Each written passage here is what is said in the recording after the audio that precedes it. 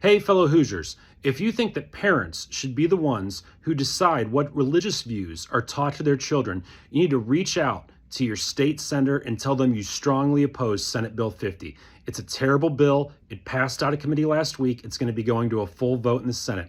What this bill does, it allows public schools to establish school chaplains. Now, on its face, it tries to sound like it's not that bad. It says the school chaplains are only allowed to provide secular counseling unless the parents consent to them providing religious counseling, or unless the kid themselves consents to receiving religious counseling, in which case the counselor can provide that, the chaplain can provide that.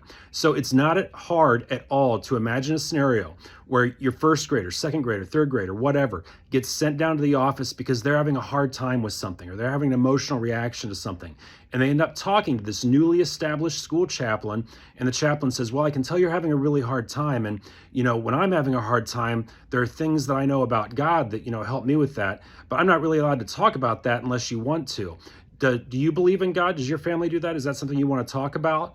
And if your kid says, oh yeah, my parents take me to church, we believe in God, then boom, all of a sudden this person who you don't know their religious views, you don't know them personally, they have an in to tell your kids their views on religion in private, one-on-one, nobody else there.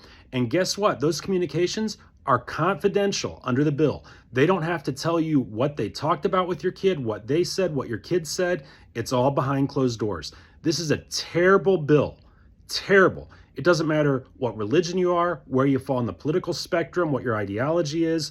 No Hoosiers should be in favor of this bill as it's written. Reach out to your state senator, tell them to vote against Senate Bill 50. Thanks for watching.